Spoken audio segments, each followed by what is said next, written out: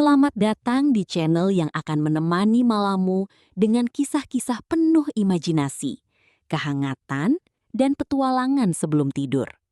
Di sini, setiap cerita akan membawa kita masuk ke dunia ajaib yang tenang, lucu, kadang misterius, tapi selalu menyenangkan untuk didengarkan sambil memejamkan mata.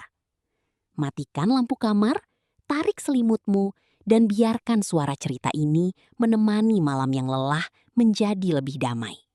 Karena setiap malam selalu punya cerita. Dan setiap cerita punya keajaiban yang bisa membuat hati lebih tenang sebelum tidur. Jangan lupa subscribe dan nyalakan loncengnya, agar kamu tidak ketinggalan kisah baru setiap malam. Selamat mendengarkan dan selamat berpetualang di dunia mimpi. Ratusan tahun kita dibohongi. Sejak kecil, kita diajarkan bahwa Kebun Raya Bogor adalah kebanggaan bangsa, sebuah mahakarya kolonial di bidang botani dan konservasi alam. Namun, bagaimana jika tujuan sebenarnya jauh lebih gelap dari yang pernah kita bayangkan? Bagaimana jika tempat yang terlihat asri ini dibangun bukan untuk mengoleksi tanaman, melainkan sebagai penjara raksasa untuk mengurung sesuatu yang sangat mengerikan dari masa lalu Nusantara? Selamat datang di sebuah investigasi yang akan mengubah cara Anda melihat sejarah kita yang selama ini ditutupi. Mari kita putar waktu kembali ke tahun 1817. Caspar Georg Karl Reinward, seorang ilmuwan Belanda, ditugaskan untuk meresmikan kebun raya ini. Sejarah resmi dengan rapi mencatatnya sebagai sekadar pusat penelitian agrikultur. Namun, dokumen-dokumen rahasia yang lama terkubur di bawah arsip tebal mengindikasikan adanya misi lain. Sebuah misi okultisme tingkat tinggi dari elit pemerintah Hindia Belanda yang menyadari bahwa mereka telah membangun pusat kekuasaan tepat di atas tanah yang memiliki anomali energi mematikan yang sangat purba.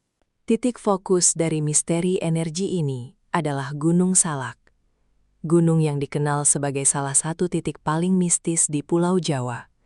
Tempat di mana puluhan pesawat jatuh secara misterius dan para pendaki hilang tanpa jejak dari masa ke masa. Menurut berbagai manuskrip kuno yang sengaja dirahasiakan oleh Belanda, Gunung Salak memancarkan gelombang energi magis murni, sebuah portal menuju dimensi astral yang sangat tidak stabil. Pemerintah kolonial menyadari fenomena ini, dan mereka diam-diam sangat ketakutan akan dampaknya. Alih-alih membangun benteng militer fisik yang mudah dihancurkan, para elit rahasia Belanda menggunakan pendekatan alkimia dan ilmu geomansi kuno. Mereka merancang Kebun Raya Bogor bukan dengan tata letak estetika botani biasa, melainkan sebagai sebuah formasi segel raksasa. Jika Anda memperhatikan peta cetak biru awal kebun ini, pola penanaman pohon-pohon raksasa membentuk sebuah mandala penyegel yang sangat presisi, dirancang khusus untuk memblokir, menyerap, dan menetralisir pusaran energi negatif mematikan dari arah Gunung Salak. Reinward bukanlah sekadar ahli botani biasa yang peduli pada alam. Berbagai spekulasi gelap menyebutkan bahwa ia memiliki hubungan erat dengan kelompok perkumpulan rahasia di daratan Eropa yang mendalami ilmu okultisme. Tanaman-tanaman spesifik yang didatangkan dari berbagai penjuru dunia ke Bogor bukanlah untuk penelitian biologis mata, melainkan dipilih secara khusus berdasarkan sifat metafisiknya. Pohon-pohon dengan akar yang paling kuat dan aura gelap ditanam pada titik-titik meridian energi bumi untuk berfungsi sebagai paku bumi gaib yang permanen. Salah satu bukti paling tak terbantahkan dari teori konspirasi penjara gaib ini adalah keberadaan kompleks makam keramat kuno istri Prabu Siliwangi dan para patihnya yang tetap dibiarkan berada tepat di dalam area kebun raya. Mengapa pemerintah kolonial Belanda yang terkenal sangat rasional, modern, dan anti-tahayul membiarkan makam pribumi yang dikeramatkan berada di tengah proyek ilmiah bergengsi mereka? Jawabannya sebenarnya sangat sederhana, namun mengerikan. Makam tersebut adalah inti generator energi penyegal itu sendiri. Makam keramat tersebut terus-menerus memancarkan energi karismatik yang sangat besar dari leluhur tanah Sunda kuno, yang dengan sengaja dieksploitasi oleh Belanda. Mereka menanam pohon-pohon khusus di sekeliling makam untuk menyerap kekuatan spiritual para leluhur tersebut, membelokkannya dan menggunakannya sebagai perisai pelindung magis Istana Bogor dari hantaman badai energi gelap Gunung Salak. Ini adalah pencurian kekuatan bagi skala besar yang ditutupi oleh rindangnya dedaunan dan status zona konservasi penelitian. Lebih mengerikan lagi, ada rumor konstan di kalangan pegawai lama kebun raya tentang keberadaan jaringan ruang bawah tanah atau bunker tersembunyi jauh di bawah akar pohon-pohon tertua. Ruangan ini tidak pernah ada di denah resmi manapun. Menurut desas-desas kelam masyarakat sekitar, di sanalah penjara gaib sesungguhnya beroperasi. Sebuah tempat rahasia di mana entitas-entitas astral ganas yang tertangkap dari jalur Gunung Salak dikurung selamanya menggunakan paku bumi berbahan emas dan perak murni. Pohon beringin memang memiliki reputasi mistis yang kental dalam budaya lokal kita. Namun, pohon-pohon beringin di Kebun Raya Bogor diyakini telah dimodifikasi secara spiritual pada masa awal pertumbuhannya. Getah yang mengalir di dalamnya berfungsi layaknya darah hidup, mengikat kontrak gaib absolut antara penguasa kolonial dan entitas penjaga bayaran. Berulang kali kita mendengar cerita pengunjung yang merasa tersesat atau disorientasi parah saat berada di dekat pepohonan ini, seolah ada medan magnet penyesat yang mengacaukan pikiran. Dalam sebuah manuskrip harian rahasia yang berhasil diselundupkan keluar Belanda pada masa Perang Dunia Kedua, terungkap sebuah instruksi darurat bernama Protokol Batavia. Protokol berdarah ini secara eksplisit menginstruksikan para gubernur jenderal untuk tidak pernah mengizinkan penebangan formasi 3 pohon utama di Kebun Raya Bogor. Disebutkan dengan jelas bahwa jika ketiga pohon itu mati atau dicabut akarnya, maka pintu neraka gaib dari arah selatan akan terbuka sepenuhnya dan menghancurkan seluruh tatanan kota. Banyak penjaga malam yang bekerja di area kebun raya melaporkan fenomena mengerikan yang sama setiap kali malam Jumat Kliwon tiba. Suhu udara di titik-titik tertentu bisa turun drastis, menembus kulit secara tiba-tiba. Dan suara derap langkah sepatu laras tentara tanpa wujud sering terdengar berbaris mengelilingi batas terluar kebun. Para entitas ini diyakini bukan sekedar hantu biasa yang penasaran, melainkan para penjaga gaib, sisa-sisa era militer kolonial yang masih secara buta menjalankan tugas patroli menjaga segel penjara. Ternyata, tidak hanya formasi pepohonan yang memegang peranan penting. Sistem perairan di dalam kebun raya juga dirancang secara sangat khusus. Danau buatan kecil dan kolam-kolam seperti kolam gunting tidak diletakkan secara sembarangan untuk estetika. Dalam ilmu Feng Shui gelap dan geomansi, elemen air yang tenang bertindak sebagai konduktor sekaligus peredam energi. Air di kolam ini diyakini sengaja dibuat untuk menyerap sisa-sisa radiasi energi negatif dari penjara bawah tanah, menetralkannya secara perlahan. Keberadaan koleksi arca-arca Hindu dan Buddha kuno yang berserakan secara terpisah di beberapa sudut kebun raya seringkali dianggap sebagai barang koleksi arkeologi kolonial semata. Namun, jika Anda perhatikan baik-baik, sebagian besar arca suci tersebut sengaja dirusak di bagian tertentu atau diposisikan menghadap ke arah mata angin yang ganjil. Dalam ilmu okultisme tingkat tinggi, patung suci yang sengaja dinodai digunakan sebagai magnet untuk menarik roh-roh jahat, menjadikannya semacam penangkal petir spiritual pelindung. Ada keanehan biologis yang cukup mencolok, namun sering diabaikan begitu saja oleh para ahli satwa modern.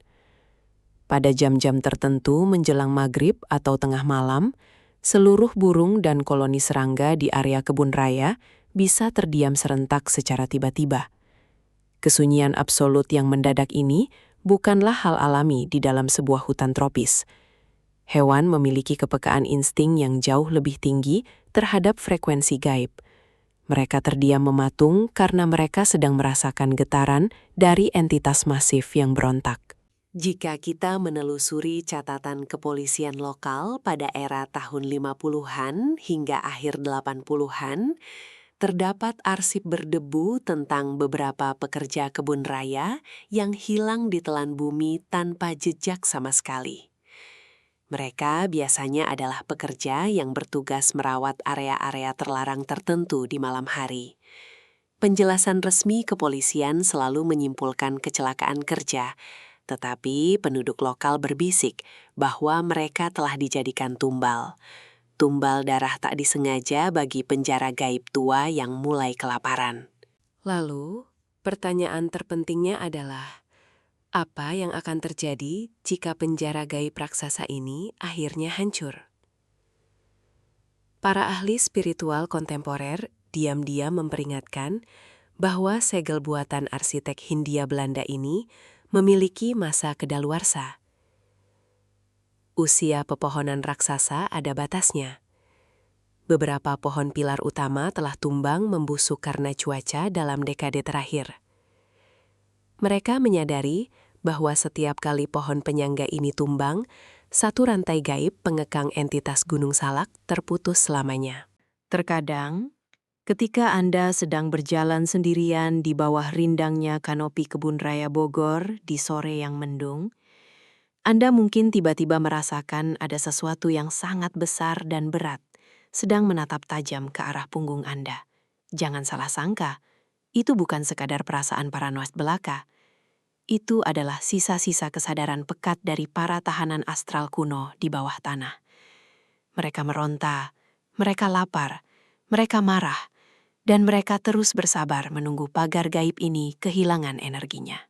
Jika kita berani memetakan jalur energi tak kasat mata atau ley lines dari keseluruhan Pulau Jawa, kita akan menemukan bahwa Kebun Raya Bogor diletakkan secara sempurna tepat di titik persimpangan kritis yang menghubungkan energi Gunung Salak langsung ke utara menuju pusat kota Jakarta. Para insinyur rahasia Belanda sangat memahami topografi gaib ini. Mereka membangun kebun raya ini sebagai filter raksasa penyumbat jalur agar energi kekacauan murni tersebut tidak pernah bisa mencapai pesisir utara. Fenomena langka mekarnya bunga bangkai raksasa atau Rafflesia di area kebun selalu menarik perhatian ribuan turis dan diliput media massa. Tapi bagi segelintir mereka yang mendalami okultisme Nusantara, bunga bangkai yang sedang mekar ini memancarkan frekuensi aura kematian yang sangat pekat. Bunga raksasa misterius ini dicurigai berfungsi sebagai katup pembuangan spiritual darurat. Ketika tekanan energi negatif memuncak di penjara bawah tanah, bunga ini dipaksa mekar untuk melepaskan gas racun astral ke udara. Kelompok Persaudaraan Rahasia, Vrijmetselari atau Freemason, cabang Hindia Belanda, diketahui dari berbagai dokumen tua, memiliki andil yang teramat besar dalam tata ruang awal kota Bogor. Kebun raya difungsikan sebagai laboratorium spiritual pribadi terbesar mereka di Asia. Acara penanaman bibit pohon pertama di sana bukanlah murni upacara agrikultur peresmian biasa, melainkan sebuah ritual pengorbanan gaib. Akar-akar pohon pertama sengaja disiram dengan darah hitam pekat untuk mengunci tanah tersebut selamanya. Istana Bogor yang mewah, tempat para elit dan gubernur jenderal bersantai, selalu terjamin aman dan damai berkat perlindungan pasif dari kebun ini. Kebun raya pada dasarnya berfungsi bagaikan sebuah spons spiritual raksasa, secara senyap menyerap semua malapetaka, kutukan teluh kuno, dan serangan gaib jarak jauh yang menargetkan nyawa penguasa. Itulah sebabnya aura di dalam kebun raya seringkali terasa sangat aneh dan kontradiktif. Perpaduan ganjil antara ketenangan alam baka dan kengerian tak berwujud. Namun, sejarah membuktikan bahwa tidak ada satupun penjara buatan manusia yang mampu bertahan selamanya menahan waktu. Seiring dengan pesatnya modernisasi kota, polusi udara yang merusak, dan hilangnya penghormatan spiritual terhadap alam, kekuatan segel botani penjara ini menurun sangat drastis. Berbagai laporan terkini menyebutkan peningkatan ekstrim aktivitas penampakan bayangan purba di batas kebun.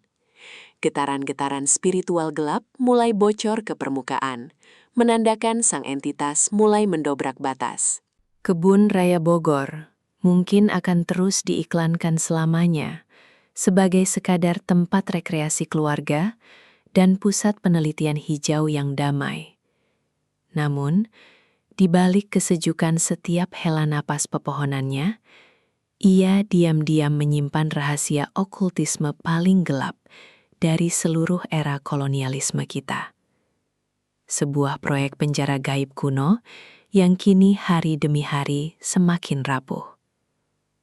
Lain kali Anda berkunjung dan berjalan-jalan di sana, perhatikanlah hembusan angin dinginnya, dan berdoalah agar akar-akar tua itu tak pernah melepaskan mangsanya. Dan akhirnya, sampailah kita di penghujung cerita malam ini. Semoga kisah yang tadi menemani bisa membawa senyum kecil, rasa tenang, dan mimpi yang indah untuk malammu. Sekarang saatnya memejamkan mata, beristirahat, dan biarkan imajinasi membawa kita melanjutkan petualangan di dunia mimpi. Terima kasih sudah mendengarkan sampai akhir dan menjadi bagian dari perjalanan cerita di channel ini. Jangan lupa subscribe dan nyalakan loncengnya supaya kamu selalu ditemani kisah baru setiap malam. Sampai jumpa di cerita berikutnya. Selamat tidur, mimpi indah, dan semoga malammu penuh ketenangan.